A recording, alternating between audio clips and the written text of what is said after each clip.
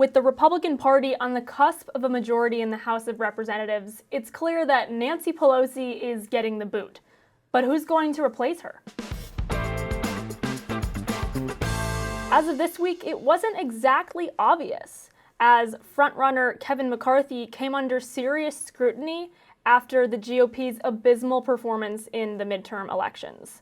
So Brent, we know that there was an election today to determine who that nominee for the GOP House Speaker would be. What can you tell us about that process? Sure. So there was a closed-door meeting today. Representative Andy Biggs obviously was trying to challenge Kevin McCarthy. The vote count that's been reported is 188 to 32. So that's within the Republican caucus of the people in the House who have cast their vote for who they want the Republican, basically nominee, sort of like a presidential election would have a primary and a general. The Republicans have nominated Kevin McCarthy, so there's going to be for the floor election in the House in January, during which point he'll go up against presumably the Democratic nominee, who would be Nancy Pelosi, of course. And so this is relatively in line with past year's precedent. Nancy Pelosi had a Democratic challenger when in her caucus a couple years back. Back in the day, actually, this is the scenario that's most fresh in Republicans' minds, obviously, is when Paul Ryan became Speaker of the House.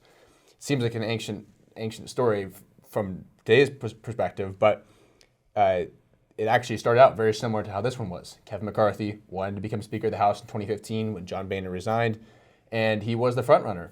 And then what happened was, just like what's happening right now, is the House Freedom Caucus threatened to not support him, at which point he rescinded his candidacy, and then Paul Ryan came in, and the rest is history, obviously.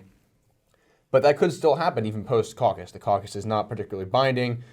Procedurally, the Republicans or anyone can still nominate anyone they want on the floor in January. The question just becomes, what demands can the House Freedom Caucus extract, given that the majority is so slim? Could be anywhere from 1 seat to 10 seats at this point. And so the question becomes, what can they get in terms of House rule changes? They're arguing for decentralizing the Speaker's power, which I don't think is necessarily a bad thing.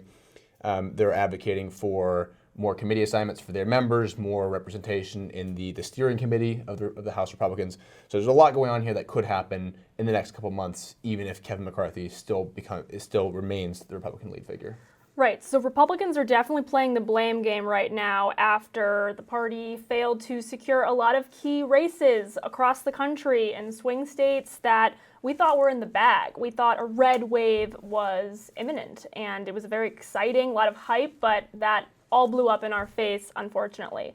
So McCarthy has been one target by the House Freedom Caucus, the populist MAGA wing of the party, and Trump has been the target of what you might call the more establishment-friendly Republicans. But it sounds like the House Freedom Caucus, this isn't exactly new, that they're trying to bring down, the clear front runner for the House Speaker nomination. Representative Bob Good, a member of that caucus, actually said today that he would support Representative Andy Biggs for Speaker rather than McCarthy. So I guess Biggs was one of those challengers. He said, well, we've had 2 years to assess McCarthy as the leader, and I think today you're going to find that there's going to be a number of members who will not vote for him as expected, which is what Good told reporters.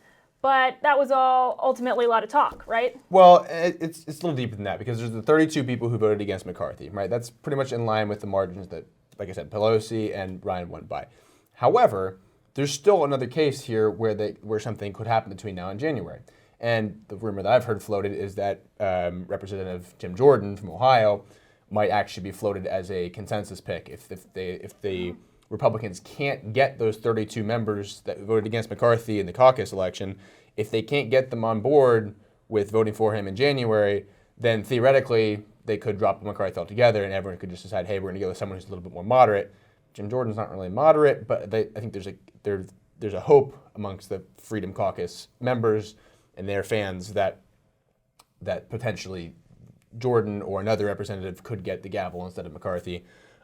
Obviously, Democrats are scheming about somehow getting some, Liz Cheney moderate type, which probably realistically is not going to happen. Right. But that's the end game, I think, or at least probably the best case scenario for the House Freedom Caucus. While Republicans are super distracted right now, we can't let the Democrats get away with what they did during the pandemic. They locked down our schools, our classrooms, and overall caused a lot of collateral damage, and they're trying to absolve themselves of responsibility.